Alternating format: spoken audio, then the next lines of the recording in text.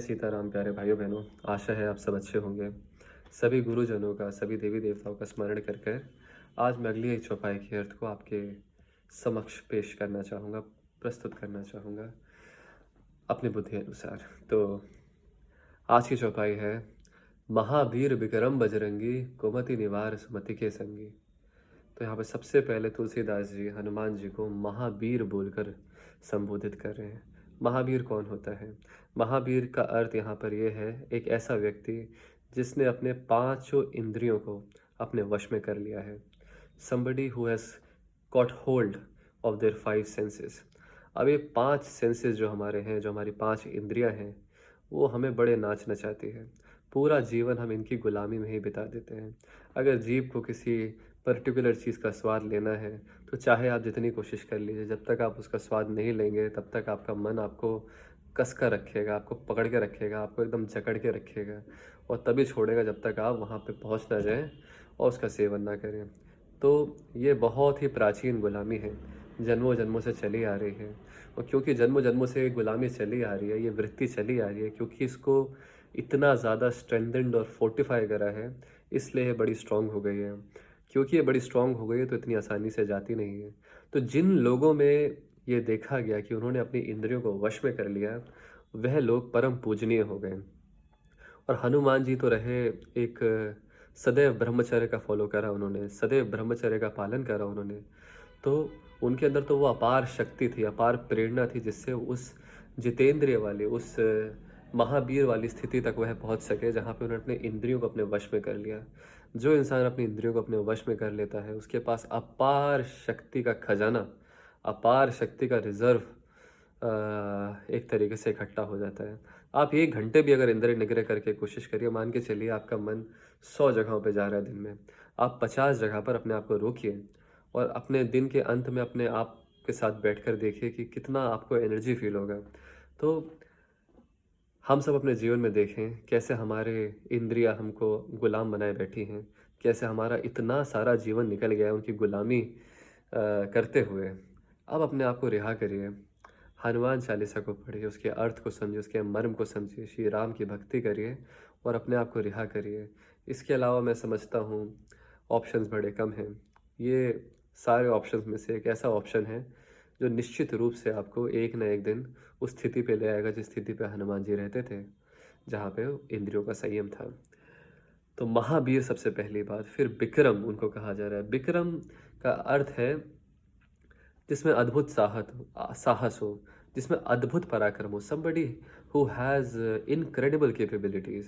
ऐसे इंसान को हम विक्रम से संबोधित करते हैं। तो इसलिए तुलसीदास जी हनुमान जी को विक्रम कह रहे हैं, क्योंकि उनमें अपार अपार अपार कैपेबिलिटीज़ हैं। उनकी जो एफिकेसी है वो बहुत ही ज़्यादा वास्ट है, उसकी कोई सीमा नहीं है। और क्योंकि वो एफिकेसी इतनी वास्ट है, वो इतने बड़े बड़े काम कर पाते हैं, जैसे लंका में अकेले पहुंच जाना, बिना किसी मदद के पहुंच जाना और इतनी जल्दी पहुंच जाना, पहुंचने के बाद लंका को जला देना, रावण के समक्ष अकेले खड़े हो जाना और तर्क करना, सारे अशोक वाटिका में लाखों लाखों सोल्जर्स को अकेले मार डालना। तो ये सारी बातें अगर आप लिटरली नहीं भी लेना चाहते हैं, अगर आप इसको मेटाफोरिकली लेना चाहते हैं, तो आप ये देख सकते हैं कि जब आपके अंदर वह बल इकट्ठा होता है तो आपके मन का जो तमस और रजस आपके सामने अलग अलग ऑप्शंस पेश करता है कि अरे ये कर लो, ये कर लो, यहाँ चले जाओ, वहाँ चले जाओ। जब आपके पास तपस्या का बल होता है तो उन सारे सैनिकों को आप मार देते हैं। तो चाहे आप इसको लिटरली लें, लेकिन अगर आपका दिमाग डाउट से काफ़ी भरा हुआ है तो चलिए आप इसको मेटाफोरिकली ले लीजिए। किसी भी तरीके से आप लें, लाभ आपका ही होना है। तो हनुमान जी को विक्रम करके संबोधित किया, महावीर विक्रम बजरंगी। बजरंगी का अर्थ यहाँ पर है जिनका शरीर वज्र के समान है।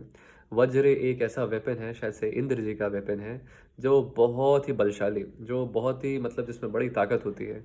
तो हनुमान जी भी उस वज्र की तरह हैं, बड़ा अपार बल है उनमें, बड़ी अपार शक्ति है। फिर आता है कुमति निवार सुमति के संगी। कुमति निवार का अर्थ है बुरी बुद्धि को दूर करने वाला। एक ऐसा भगवान, एक ऐसा तत्व, एक ऐसी चीज़ जिसकी पूजा करने से हमारी बुरी बुद्धि दूर होने लगती है। तब देखो हनुमान जी की पूजा का मतलब क्या है। हनुमान जी की पूजा और ध्यान से उनकी पूजा करने का अर्थ केवल इतना ही है कि हनुमान जी हमारे चिंतन में बार बार चलने लगेंगे। हम जब अपने जीवन जिएंगे और जब हमारे सामने अनेक चीज़ें प्रकट होंगी, प्रस्तुत होंगी, तब हम थोड़ी सी बुद्धि हमारी हनुमानमय होगी और हम उसको थोड़ा थोड़ा सोचेंगे कि अगर हनुमान जी यहाँ पर होते तो वो क्या सॉल्व करते, कैसे इसको सॉल्व करते। और वो हम तभी कर पाएंगे जब हम हनुमान चालीसा का अर्थ समझें, उसका मर्म समझें, हनुमान जी के जीवन को पढ़ें, उसके रहस्यों को समझें, जाने कि उनमें इतनी ताकत क्यों थी, उनका बल कहाँ से आता था। जब तक हम ये सारी चीज़ें ढंग से उसके अंदर जाके नहीं देखेंगे, तब तक ऊपर ऊपर से पढ़ते पढ़ते पूरा जीवन ख़त्म हो जाएगा, और जो हमारी चुनरी में इतने सारे दाग लगे हैं वो छूटेगा नहीं। उसको छुड़ाने के लिए थोड़ी मेहनत करनी पड़ेगी, थोड़ा ब्रश राम राम राम राम राम करके छुड़ाना होगा। हनुमान चालीसा का अर्थ पढ़ के सुनाना, समझ के छुड़ाना पड़ेगा।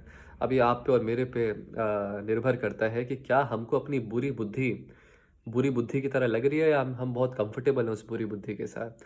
आप देखिए ध्यान से, होगा बहुत ध्यान से देखेंगे तो आपको ये विषयों की गुलामी, आपको बुरी बुद्धि का ही परिणाम दिखेगा। लेकिन वह आपके ऊपर है, सब आपके ऊपर है, सब कुछ उस जीव के ऊपर है जो उसको सुन रहा है। कुमति निवार सुमति के संगी, तो कुमति को तो निवार करते हैं, बुरी बुद्धि को तो हटा देते हैं और सुमति के संगी हो जाते हैं। और जिसकी बुद्धि अच्छी होने लगती है उसके साथ हनुमान जी प्रत्यक्ष रूप से अवेलेबल हो जाते हैं। तो इसको भी मेटाफोरिकली और लिटरली ले सकते हैं आप। हनुमान जी को अगर आपको मेटाफोरिकली लेना, तो हनुमान तत्व आपके अंदर बैठा है, एक ऐसा तत्व जो एकाग्र है, जो एक ही डायरेक्शन में फ्लो कर रहा है, जिसके पास अपार एनर्जी है। हमारे अंदर भी वो तत्व बैठा है। बस बात इतनी है कि हम उस तत्व को पहचानें, उस तत्व को पोषण दें, उस तत्व में पानी दें, उस तत्व को बीज की तरह समझकर उसका हर दिन पोषण करें, और धीरे धीरे वह उगेगा, बड़ा होगा। तो ऐसे ही अगर आप इसे लिटरली लेना चाहते हैं, तो आप ये देखिए कि आप हनुमान चालीसा हर दिन पढ़िए, बार बार उसका चिंतन करिए। उसका चिंतन करने से ही आपको एक फील होगा कि हनुमान जी आपके साथ हैं। अब देखिए कुछ बातें, जैसे ये बात जो मैंने आपको बोली, ये एक्सपीरियंस से ही समझ में आएगा। जैसे मान के चलिए मैं रसगुल्ला खा रहा हूँ, मेरा छोटा भाई मुझसे पूछता है भैया कैसा है रसगुल्ला, मैं बोलूँगा अच्छा है रसगुल्ला। वो वापस पूछेगा भैया कैसा है रसगुल्ला, मैं बोलूँगा अच्छा है रसगुल्ला। वो अगर वापस बोलेगा तो मैं उससे बोलूँगा ये ले भाई तू भी रसगुल्ला खा ले और देख ले कैसा लग रहा है। तो ये भी उन्हीं अनुभव की बात है जहाँ पे आपको प्रत्यक्ष रूप से फील होने लगेगा कि there is this power that is there with you. और वो ऐसे ही वैसे नहीं लगने लगा कि आपको यूं ही लगने लगा, उसका आप प्रत्यक्ष रूप से देखेंगे। मान के चलिए एक छोटा सा एग्जांपल मैं बताता हूँ। पहले मुझे अकेले सोने में डर लगता था, लेकिन अब आप मेरे को कहीं भी सुला दीजिए अकेले, मेरे को इतना डर नहीं लगता। ये मतलब एक छोटा सा एग्जांपल है जो लेमैन एग्जांपल है, लेकिन ऐसे कितने एग्जांपल्स गिनाऊं, वीडियो बड़ी लंबी चली जाएगी। किसी दिन आराम से निश्चिंत बैठकर सारे एग्जाम्पल्स आपके सामने प्रकट करूंगा, प्रस्तुत करूंगा। लेकिन आज के लिए आप महावीर विक्रम बजरंगी कुमति निवार सुमति के संगी, इन बात पे थोड़ा विश्वास करने की कोशिश करिए। विश्वास करते ही आप उसमें और अंदर प्रवेश करते जाएंगे, और प्रवेश करते ही आप शुद्ध होते जाएंगे, जीवित होते जाएंगे, पुनर्जीवित होते जाएंगे। और इसी आशा के साथ मैं आज की वीडियो को समाप्त करता हूँ। जय सीताराम। रामचरितमानस पढ़िए, गीता पढ़िए। अरे इंसान का जीवन बड़ा ही क्षणभंगुर है, इसको इधर उधर मत वेस्ट करिए। थोड़ा सा समय निकालिए, शांति में बैठिए, मौन में पढ़िए, पाठ करिए, असली चीज़ों का पाठ करिए। और जब आप करेंगे आपको भेद दिख जाएगा और ये समझ में आ जाएगा मैं ऐसा क्यों कह रहा हूँ। जय सीताराम।